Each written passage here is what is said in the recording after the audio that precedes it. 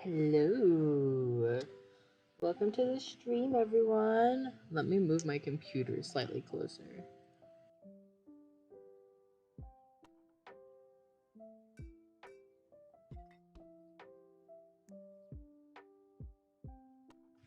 Sorry for the sort of late, sort of late starting. Um, I'm back home for the summer, so that's fun. Um, but that also means I have relatives and I get performance anxiety. So I usually wait till there is no one near my room so they can't hear me talking to myself. Um, but hello everyone, thank you for joining the stream today. Like I said, I moved back home, so now I am back home in my own room with all of my things, or most of them. I ended up having more than I anticipated. So last year I bought a fridge for my dorm, and my roommate took the fridge home because they already had like two other cars that were coming with them, or they planned to. And they were pretty sure they were going to have the space, and they ended up having the space. So they took the fridge home. Hello, friend. Welcome. Oh, that's such a cute emote. Thank you for joining. I'm gonna make the chat box a little bigger because it's so tiny. Okay, that's better. I think. I can't tell. Okay, I think that's better. Thank you. Hello. But so my roommate took the fridge home, but they're not going to be my roommate next year, and so I had to take the fridge home this time. But because I was taking the fridge home this time, but I hadn't brought it to campus, I didn't know how much space I'd have to work with, and I way overestimated the amount of space. So like as I was moving out, it took us like an additional hour than it should have to rearrange my things 3 times. We had to like unpack boxes, and I had to find things to like donate and throw away on the spot because there wasn't enough room in the car. On top of that, it also started raining. If Anthrofiend was here, because if you have seen my streams before and I've joined live, Anthrofiend attends with pretty good regularity and will participate in the chat a lot. But they helped me pack up my stuff to move. God bless them, because they had to help me carry a fridge and then carry several cardboard boxes as it was torrential downpouring for a hot minute.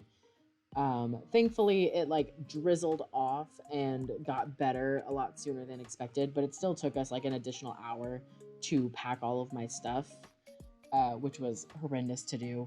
But I am home, finally. I've already gone through my stuff and found things to donate, so I'm going to continue doing that this summer. Just so that way I'm not taking as much on campus, but also because I have a lot of possessions in my room, and I need to find places to put them until I have an apartment. But anyways, today is going to be a just chatting stream. I have one topic in particular that I really want to talk about, but I wanted to make sure that there was a fun little intro part so that way there is a fun little catch up. But so I am home now, and today I would like, those are such cute emotes. Oh my god, I love that. Very sweet. But so today I plan on talking about a movie called Crimson Peak. Now, so spoiler warning, if you planned on watching that movie, I recommend not listening because I'm going to ramble about that movie. I think the last time I did a just chatting stream, I spent a good portion of it chatting about hyperfixation, chatting about like my biggest hyperfixation, which is Inuyasha. This time we're going to talk about my other one, which is Crimson Peak. Um, Crimson Peak. Anthrophene and I had a whole conversation about this movie and the way that it was like not properly advertised. Now, if you saw the trailers for Crimson Peak when it first came out, you probably were under the assumption that it was a horror movie, like a gory, or not gory, but like your traditional style, like scary horror movie, using the words that I know. Also, oh my god, I didn't even give a preface about why my setup is entirely different. Um, so this is my new setup. Previously, I had like a little cat boy mascot. I decided to change to a shark and sailor themes because that is my current flavor. Um, so this is my new setup. Forgive the animations. The animations aren't gonna change for a minute because animating is hard. But I wanted to set up this so I knew how it would look before I tried to make the animations. So this is my new setup. This is my new baby. If you watch the VODs on YouTube, then you already know what he looks like because my icon and everything on there has already been changed. Anyways, Crimson Peak. I'm so sorry. So Crimson Peak was advertised as this horror movie taking place in like old America, old England, like during the industrialization period, I think, if I remember correctly. The movie is beautiful. Like, it is an amazing movie, but it was advertised as a horror movie when it's far more of a gothic romance than a horror movie. You have like your gore in it. There's like a trigger warning for what I'm about to talk about. But you have a scene where guy gets alivened and it's like a head gets caved in on sink type of deal. Um and it's like it is an intense scene and I always have to look away when I watch the movie because I can't handle it. I love horror movies. Can't handle live action gore. I can draw it, I can look at it like fake, but I cannot watch it, if that makes sense. I sometimes I can't even watch it in animations. But it is a very intense scene. And there's like other Alivant scenes in the movie, and you have ghosts in it. And the ghosts can be very morbid and grotesque. Um, so it has these horror elements, but it isn't a horror movie in the sense of antagonist killer chasing victim who the killer is trying to murder, basically.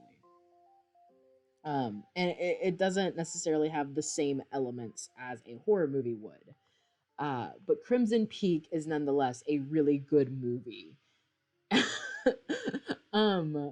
I love it so much. Okay, so I'm gonna like give my plot synopsis of this movie as I remember it off the top of my head. So Crimson Peak, we start with a young woman named Edith. Is that her name? Yeah, I'm pretty sure it's Edith. A young woman named Edith. Edith is there's this level of like I don't know if it's that she can see ghosts and other people can't, or ghosts just appear. But in the movie, they've only like appeared to her. I don't know. But we're introduced to Edith and the death of her mother. Her mom passes away. I assume from one of the plagues that was going on at that time, because health not the best during those time periods. But mother's passed away. She's raised by her father. Her father's good guy. He's very sweet. I love him. He is one of top tier fictional dads. He is an industrialization manufacturer type of person. And he raises Edith by himself. During our introduction to Edith, we see her in bed after the passing away of her mother. Her mother's ghost comes and warns her of a place called Crimson Peak or Crimson Hill or whatever. I think it's Crimson Peak because that's the name of the movie. But for some reason, my brain wants to say it's Crimson Hill. Now, we see that. We go to Edith during the actual time of the movie. So, Edith is a young woman in the very, very, very sexist part of America. Not that it isn't anymore, but it was during the time when there wasn't any option for women. uh, oh, my desk chair is gonna make so much noise. I'm so sorry. If I move at all, it will scream. But so Edith, she wants to be a published author. In the meantime, she works for her father's company as a secretary. We're introduced to a character named Alan who like travels a bunch and is a doctor, and like the girls of the town think he's hot, but he's attracted to Edith and her independence. And they like have a conversation about ghosts and Alan researching things about them and like cool science he's learned. Edith manages to get her manuscript looked at by a publisher. Publisher says she's a woman, she can't write anything but romance. And so she tries to rewrite it with romance in it so that people will publish her book, because her book is about ghosts. But because of the time period that it's in, it's viewed inappropriate for women to write about such things. So we have Edith. Edith is a secretary at her dad's place, like at her dad's working place. He's like big fancy man. He has money. He has money. Then we are met by we are introduced to one of the most amazing men. Give me a second. I have to show you all why he's amazing. Because if you know the actor, which I'm sure everyone knows this actor at this point, if not who he plays, then you know him because the internet finds him attractive. Give me a second. My internet hates me at home. So we know how my computer doesn't function. The internet at my home has the same functioning level as my computer. You give it too much, it won't work. Okay. So Crimson Peak. Thomas Sharp.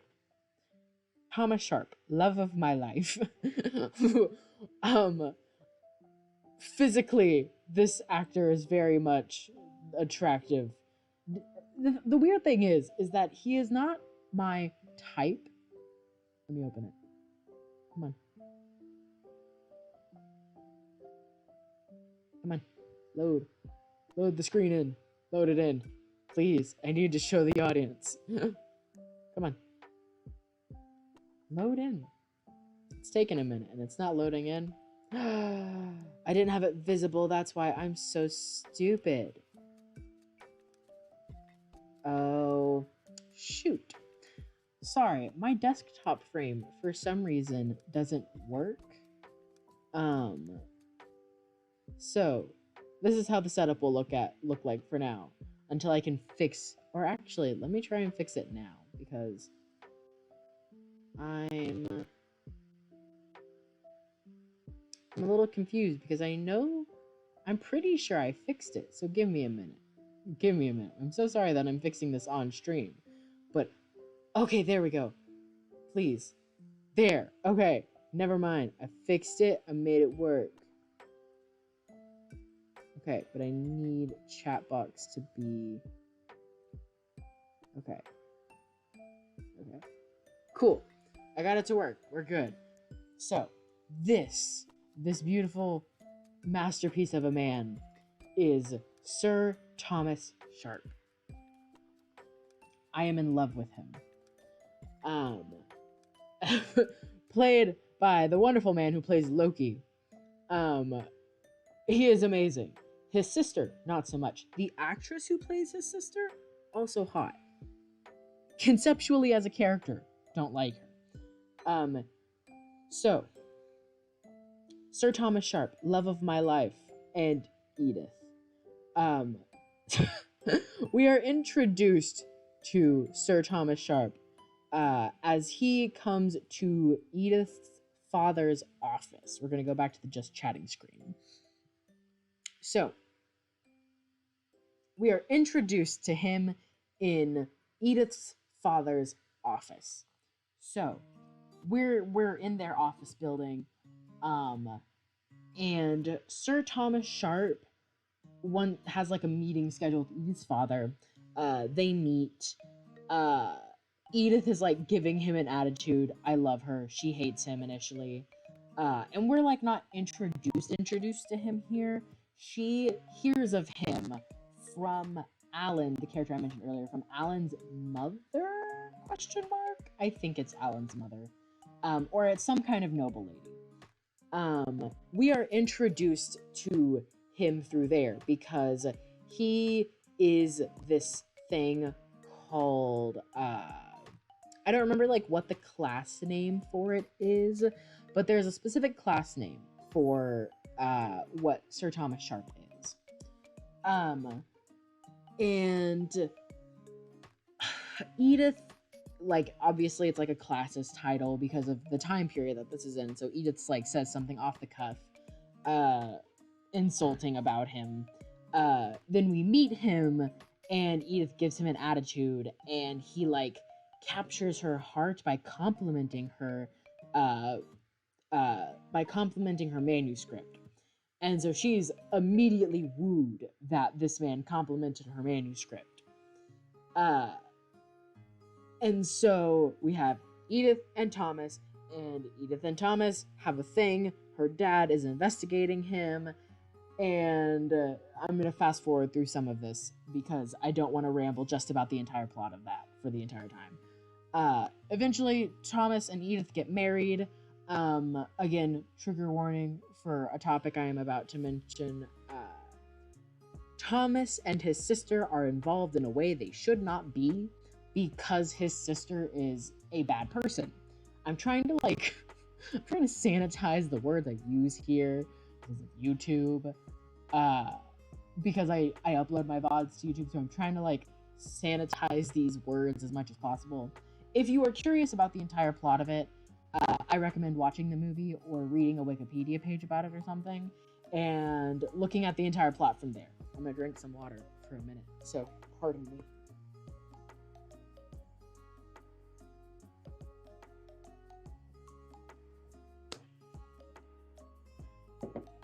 Okay.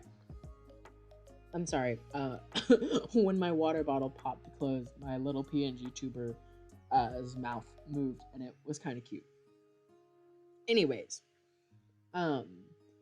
so Edith finds out about Thomas and his sister, and we get a bunch of drama, and that Thomas has already been married, and he's killed the women he's been married to before, and all of that. And this movie is so good.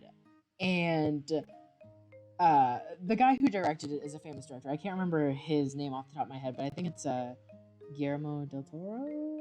Let's see if I got that right, because I think that's who it is.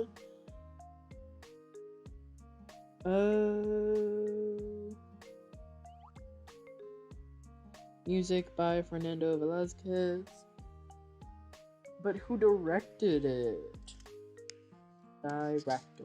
Yep, Guillermo del Toro. I did know his name off the top of my head. I'm proud of myself for that one, because I didn't know who directed. Here's my thing with movies, is that I don't know, details about them.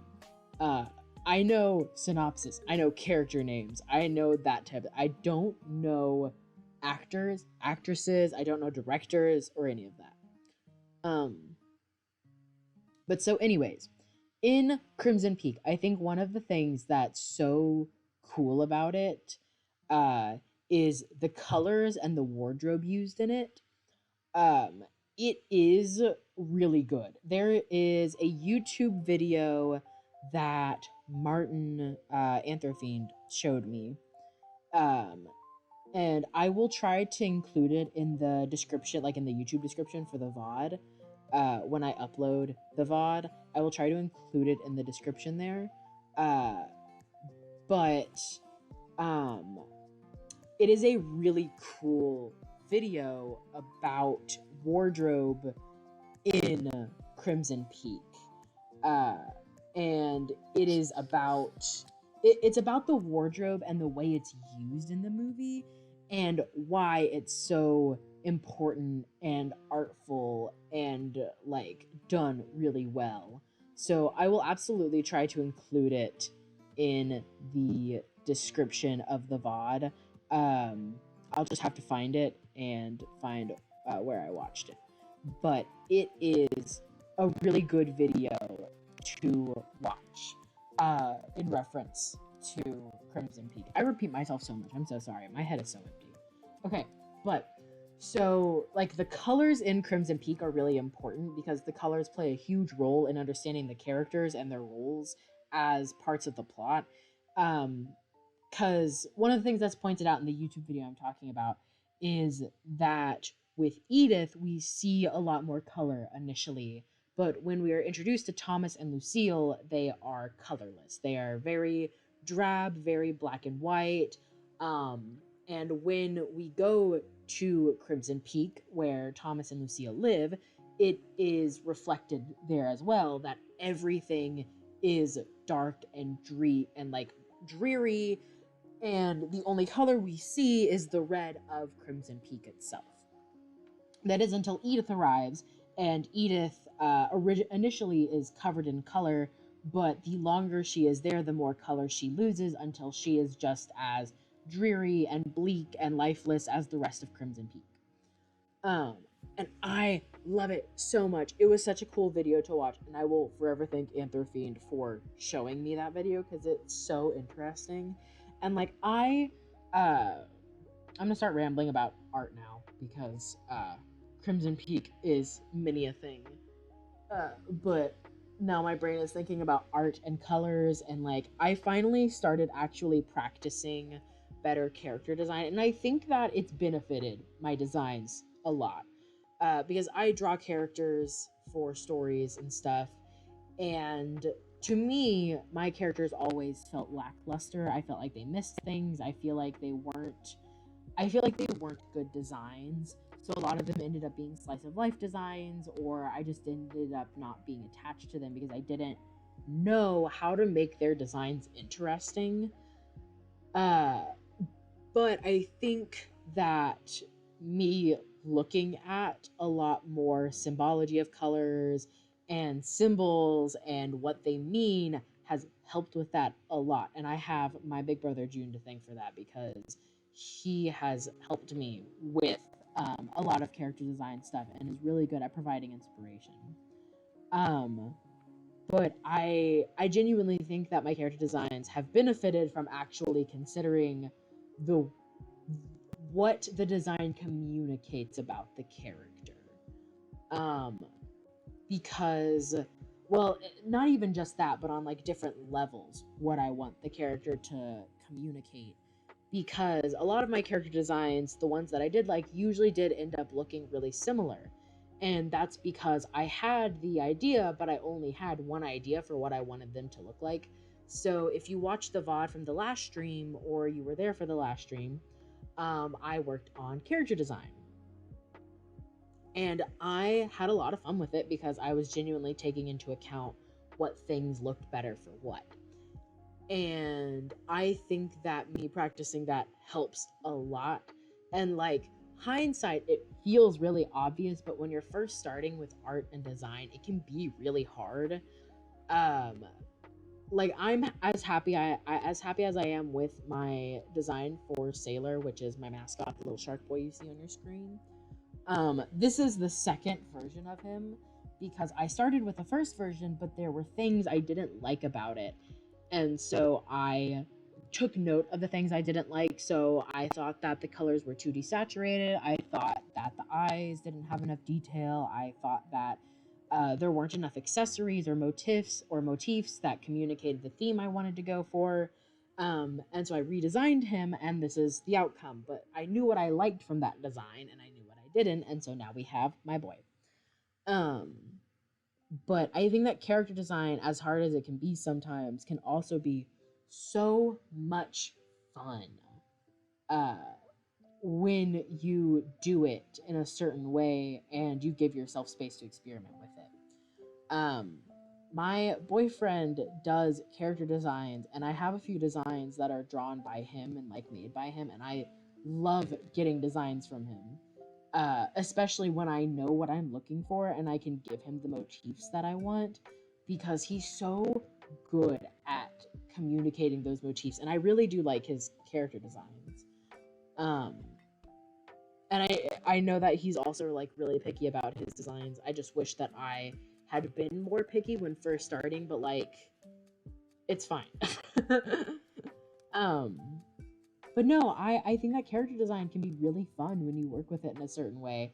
And I feel like I don't know how this turned into like a or I know how. Listen, ADHD brain have many thought. But like I think that it's so interesting to see all of the ways that you can incorporate different things into a design, like considering how you want styles to fuse and considering, okay, I want these traits to be visible in the character and I want these not to be, or like that type of stuff. I think that it's so fun to experiment with, and I think that it's really worth experimenting with.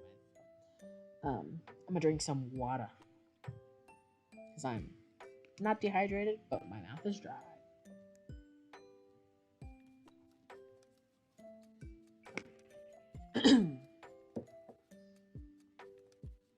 One downside. If there were any downsides about being a streamer, I do think that getting a dry mouth is my least favorite downside. 110% my least favorite downside. Oh god dang it. um I have an eye doctor appointment tomorrow.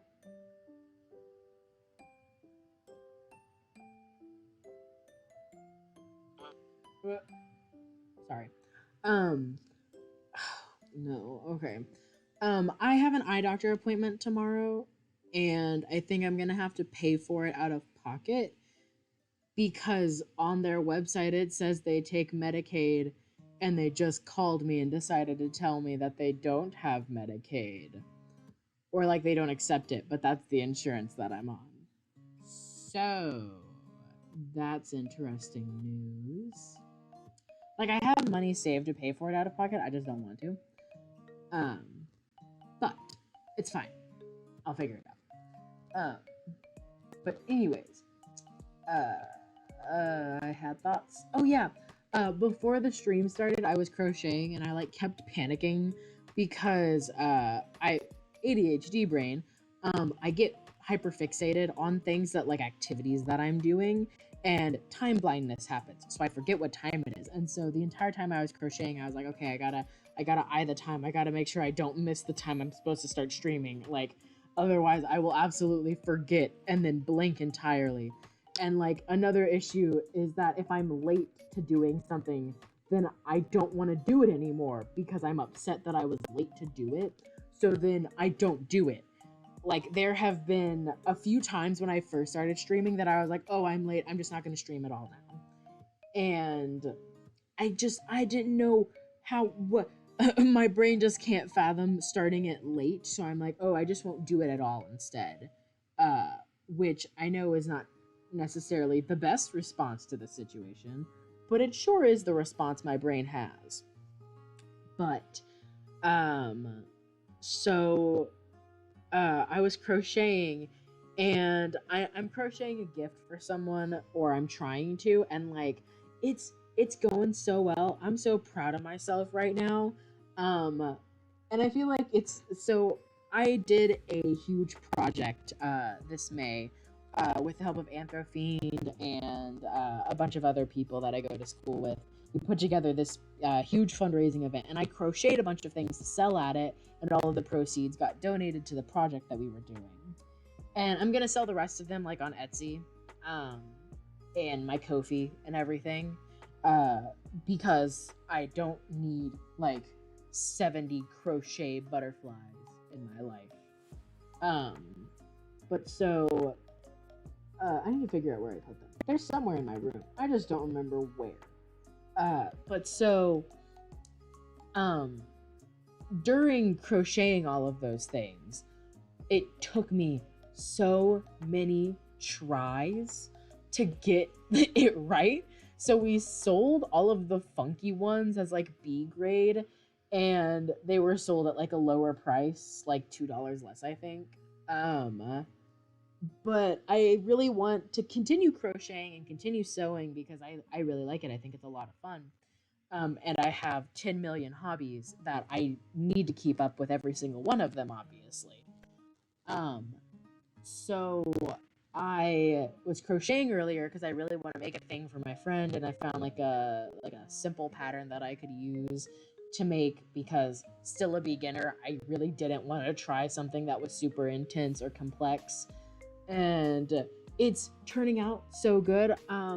So I'm making like a jellyfish, and I had to make little legs for it, like the little tentacles. And I don't know if you can hear me like touching them through the mic, but I made them with yellow yarn, and then I think I'm gonna make the head a different color or something. I don't know, but it's gonna be a funky little jellyfish, and I'm so proud because I've already made 4 of the tentacles, and they've turned out so good, and I'm so proud of myself.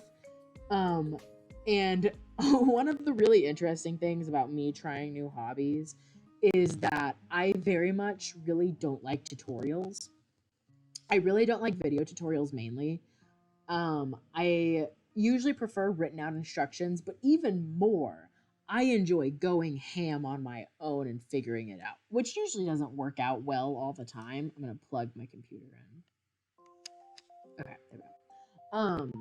But so I love like figuring it out on my own and hoping for the best. Uh, so I will, I'll just like practice and see how it goes. That's how I did art for a really long time. And then I was like, oh, maybe I shouldn't do it like this. Maybe I should like look up videos and references for how to do this. But for the longest time, I didn't use art references. I didn't watch tutorials. I like just went for it and hoped. Um, and like, yeah, my art definitely improved after I actually started looking at tutorials and getting help and using references. But it was a lot of fun to just wing it. Similar thing is going on with me learning how to like do coding because I really want to learn how to do full blown coding. So I'm like winging it from time to like I'll put in random things and see what happens and then go, "Ooh, I like that," or go, "Oh no, I don't like that here." But I'll memorize what that random thing I did was and what happened. So, like the entire time I'm crocheting, I'm thinking about the thing I'm making and like how I'm doing it and going, "Okay, but if I did it like this, I could make it look like this and then it'd be this."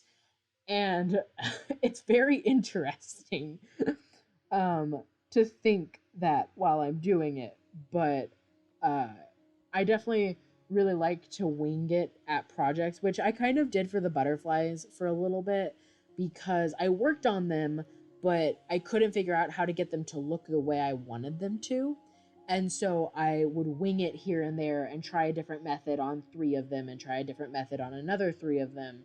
And so like a bunch of the butterflies look different from each other up until a certain point, but a whole lot of them don't look the same at all.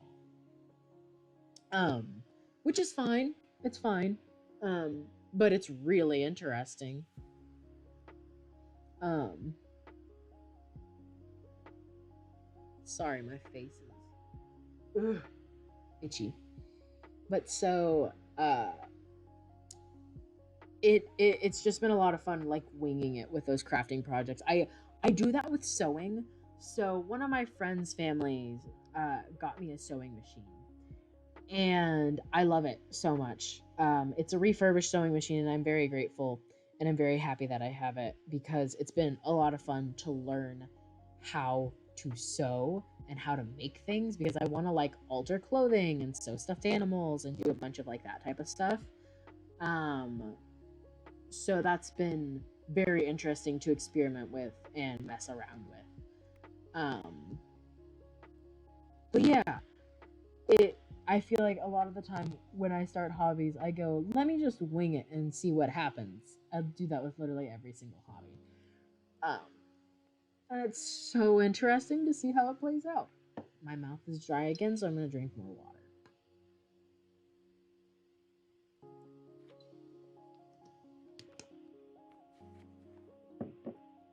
I think I want to start editing my VODs, but I'm not sure.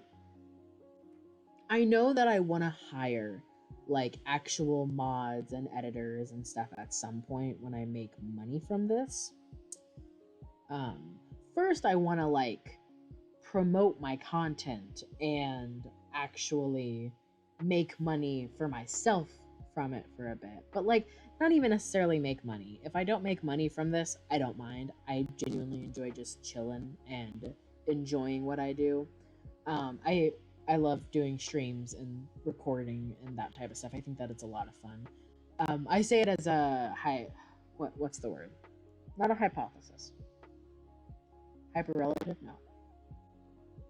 It's like there is a possibility that at some point I could make money from this.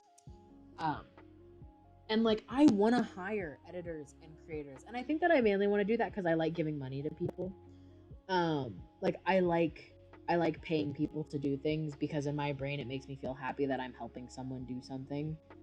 Um, by paying them to do it, but I don't think that I'd ever actually hire a mod or an editor or anything like that until I made money from this. But I wouldn't mind being my own editor, obviously, because like I want to record actual videos, um, where like I sit down and I plan it out and I actually like record it all the way. Um, like I want to be my own editor for those until I have like money to hire someone. But I just sorry, that was a random off branch of topic. Um I'm still trying to figure out when to record my first YouTube video because in my Discord server, by the way, gonna give myself a little self promo. If you don't already, check out my Discord server. Join it. I have a Discord server. If you're watching the VOD, there'll be a link in the description. If you're not watching the VOD and you're here on the stream right now, if you scroll down on desktop, there'll be a little box for it, and it'll say Discord server, and that link should let you join the Discord server.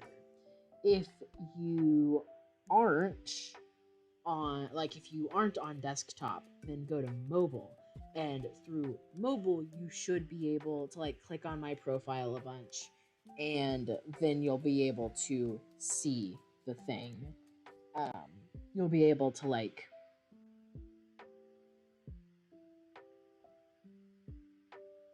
um you'll be able I'm so sorry, I lost my train of thought so bad right there. What was I talking about? I was talking about my Discord server. I know that. I was talking about my Discord server.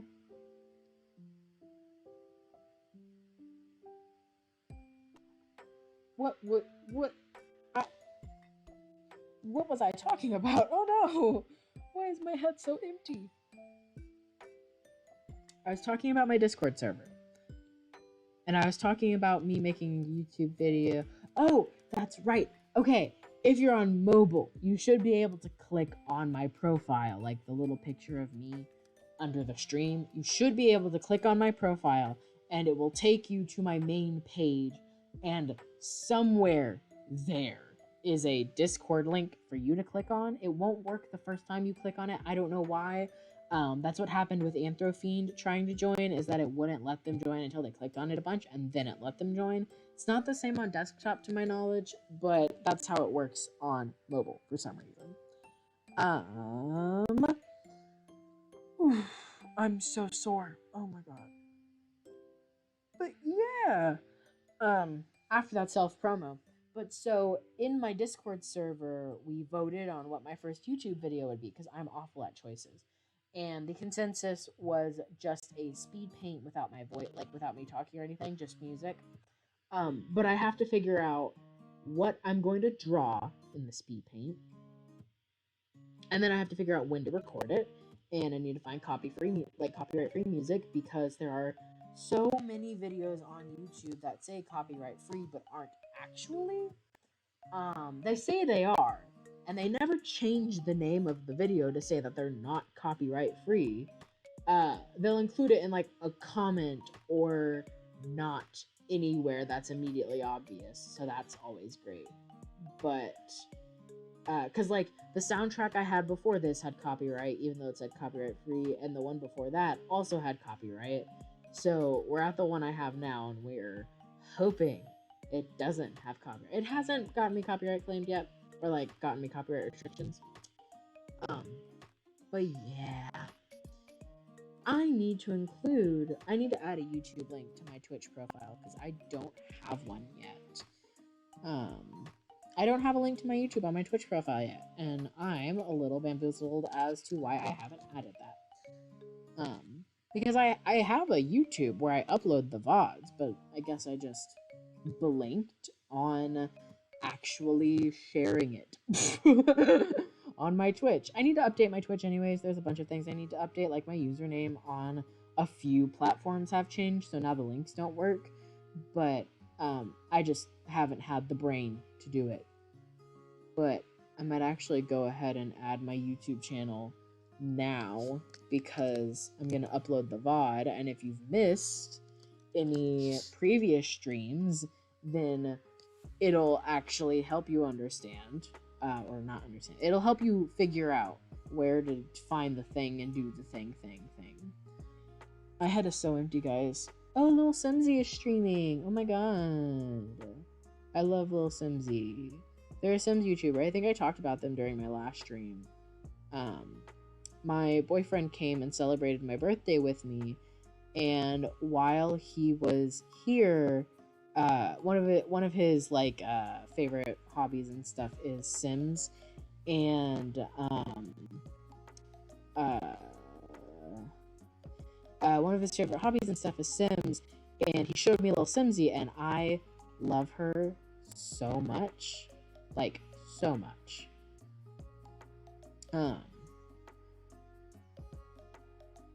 I'm adding my YouTube to my thing, but I love Lil Simsy. She's streaming right now. She's streaming Sims 4. She streams Sims a lot. That's what she's a YouTuber for, and I appreciate it greatly because I love the stuff that she makes. Okay, cool. My YouTube is now added to my profile, so you all can now see the link to my YouTube to be able to go and watch the VODs when I upload them. Yeah. I need to update like everything else too. All of it needs to be updated so bad. Because it's been a hot minute since I've updated any of it. I should probably do that at some point this weekend. It probably won't happen Saturday or Sunday, so it might not be that updated. It might. I won't put it off the table.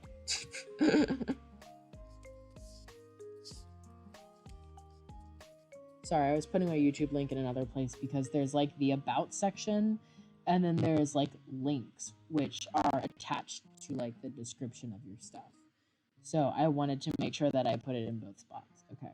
Now we're gonna hope that my computer stops screaming at me. But yeah, love this. Yes. Okay. So I'm trying to think. But yeah. So my first YouTube video will like be me just doing a speed paint to music, which that's what I started watching when I first got on YouTube.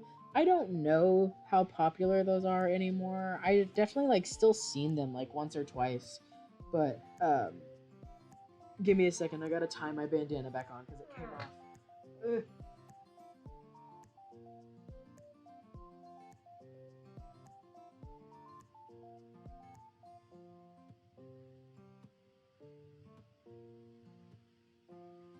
Sorry.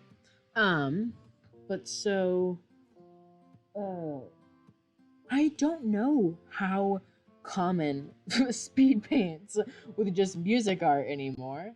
I know that there's like a bunch of them where it's speed paint and then someone talking over it, but I'll figure it out. I also need to figure out how to like record my screen properly, because I need to check that out and figure out how to do that, because I think I saw something about it like once, and how to do it, but I need to look back into it and figure out how to set that up. Today's stream might be a short stream since we're just chatting. And definitely a lot of my usuals are a little bit busier. But the stream was still fun. I still enjoyed it.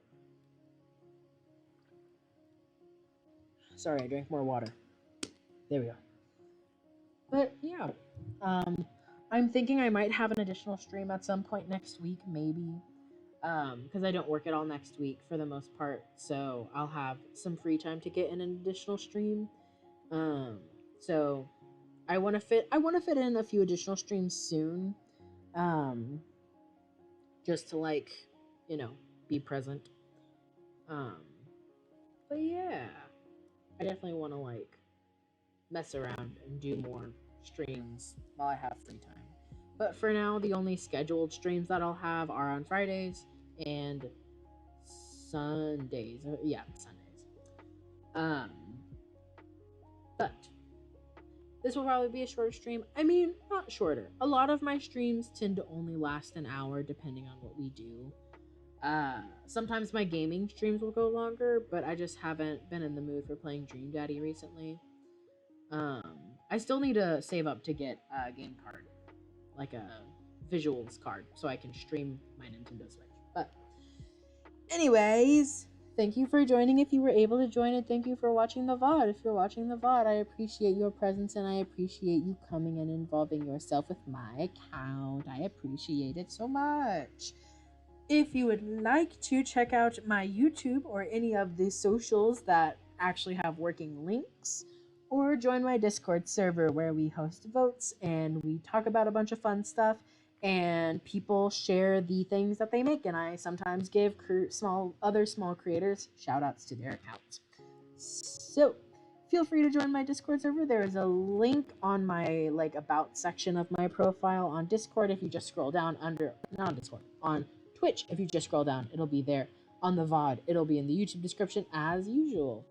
Thank you all for joining. Have a great night. I appreciated just vibing and talking. I really like chatting streams. They are a lot of fun. But thank you for coming. Thank you for watching. I look forward to streaming again this weekend. Bye bye.